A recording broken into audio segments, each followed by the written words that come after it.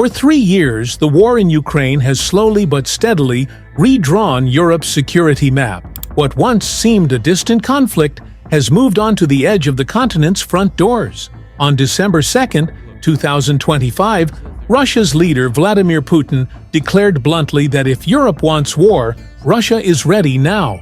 That threat was not delivered in the fog of battlefield chaos or in a moment of heat, but at a public forum in Moscow, calculated and confident, aimed not just at Ukraine, but at the heart of European resolve. Within hours, capitals across the European Union shifted. Meetings, once about Ukraine support logistics, now touched on defense budgets, long-term readiness, and the unthinkable.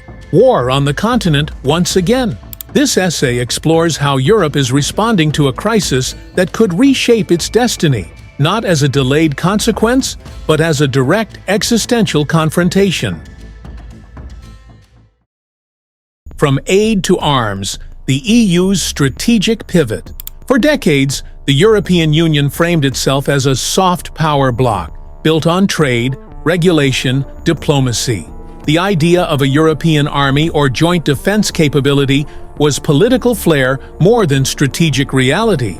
That changed in 2025. In March, EU leaders unveiled a sweeping proposal to mobilize up to 800 billion euros in defense investments over the next 4 years. Dubbed initially Rearm Europe, later reframed as Readiness 2030. The program includes pooled procurement, joint air missile defense projects, increased ammunition stockpiles, and expanded defense industrial capacity. By November, EU institutions, from the Council to the Parliament, had agreed to fast-track rules to allow this surge in defense spending. Ukraine was formally associated with the European Defense Fund, signaling that support for Kyiv and European self-defense is now intertwined. What was once a modest 1% of GDP defense posture has been recast as inadequate in the face of a Russia that has invested heavily in military-industrial output.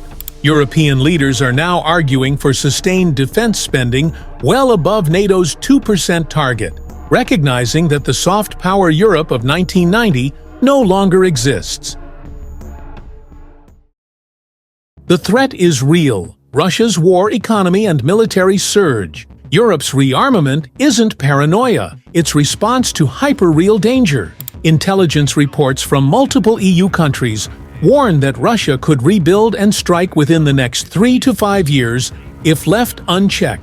One estimate suggests Moscow can produce more weapons in a single quarter than all EU member states combined deliver in a year. Moscow has doubled down on its war economy, increased defense budgets, some placing it at nearly 9% of GDP, mass production of missiles, drones, and armored vehicles, including weapon systems modern enough to challenge NATO's edge. Putin's recent remarks are not bluster. They are calculated intimidation.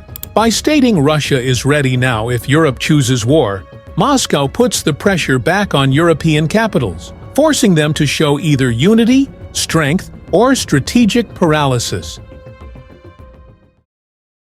The strategic calculus. Why the EU can no longer outsource its defense. Since 1945, much of European security rested implicitly on the military umbrella of NATO, and by extension, on the military power of the United States.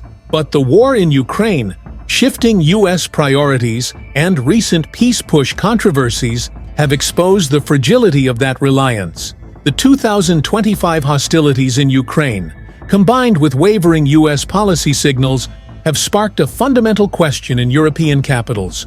What if Washington redefines its commitments? In response, the EU is moving toward a defense posture that, while still allied with NATO, reduces dependency on external power projection. The Readiness 2030 plan, combined with common procurement, shared defense funds, and integrated supply chains, aims to make Europe capable of defending itself even if the transatlantic anchor loosens. European leaders speak openly now about territorial integrity, deterrence, and shared border defense, language that would once have sounded alarmist. Today it is practical, urgent, and counted in tank battalions and missile batteries. political unity, and stress lines in Brussels.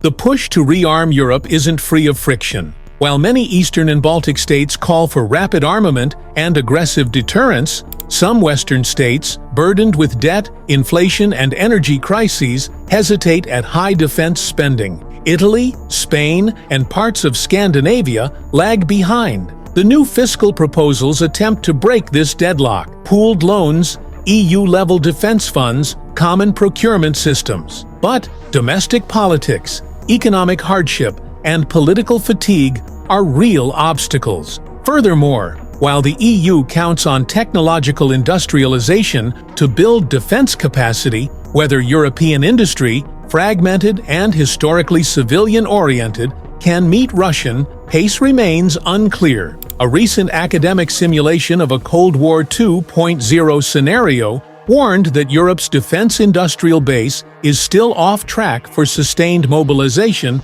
under stress. In short, Brussels may have the will, but execution across 27 member states will test the cohesion of the Union like never before. Ukraine as Europe's early warning system. For the EU, the war in Ukraine has become more than a humanitarian crisis. It is a live stress test of European solidarity, defense systems, and strategic resolve. Supporting Ukraine is no longer altruistic, it is self-interest. European funding, military support, and arms deliveries to Kyiv are part of a dual strategy: to help Ukraine survive and to build European capability for future defense.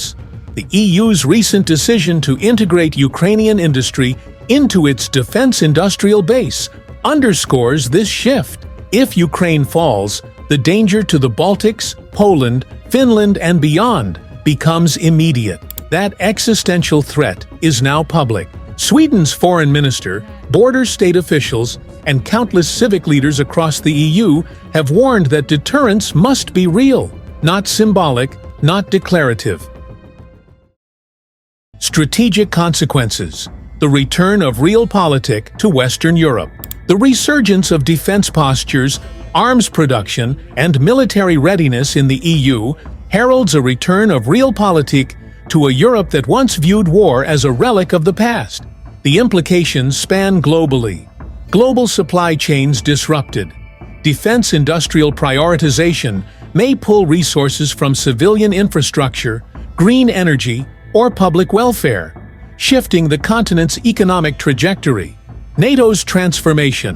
If Europe becomes more self-reliant, NATO could evolve from a US-led alliance into a more European-centric defense institution, with new command structures, procurement, and strategic autonomy.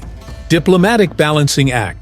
The EU must maintain internal unity while negotiating with Russia, the US, China, and regional players, a tension that could make diplomacy more volatile. Erosion of post-war peace guarantees. Countries once confident in US security guarantees may now have to re-evaluate alliances, border policies, refugee responses, and military commitments domestically. In short, Europe is not simply preparing to defend itself. It is preparing to reshape its role in global geopolitics, not as a passive bloc, but as an active power center capable of projecting force and shaping outcomes. Several possible trajectories emerge in the coming years. Rapid rearmament success. Europe executes Readiness 2030 efficiently. Joint procurement, shared defense funds, reindustrialization. By 2029 to 2030, European armies are interoperable, well-equipped, and ready to deter Kremlin aggression. Fragmented mobilization, economic pressure, political resistance, and domestic polarization.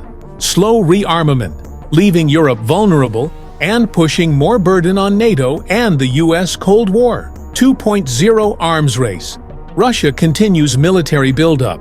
Competition intensifies. Europe responds. Risk of proxy wars, border skirmishes, cyber and hybrid warfare increase. Diplomatic breakthrough or frozen conflict. Diplomatic efforts yield a shaky truce in Ukraine. Europe maintains heightened readiness, but shifts focus to deterrence and conflict prevention. Which path unfolds depends on political will, budget discipline, industrial capacity, and, above all, unity among EU member states. The European Union stands today at a crossroads few anticipated in 1991, 2001, or even 2014. The post-Cold War promise of perpetual peace has died. In its place is a reality of missiles, defense spending, joint procurement, and hard choices. If Europeans act decisively, pooling resources, forging shared military structures, investing in defense industry, and standing united, the EU can emerge not just as a union of states, but as a continental power capable of defending its values, its citizens, and its future. But the alternative is perilous. Without unity, speed, and resolve, the EU risks becoming a fractured shield, vulnerable to threats from the East, a Europe of broken treaties, fractured defense, and diminished voice in global affairs. In 2025, Europe is no longer preparing for contingencies. It is preparing for the possibility of war. The next 5 years will show whether this is a defense of survival or a surrender to fear.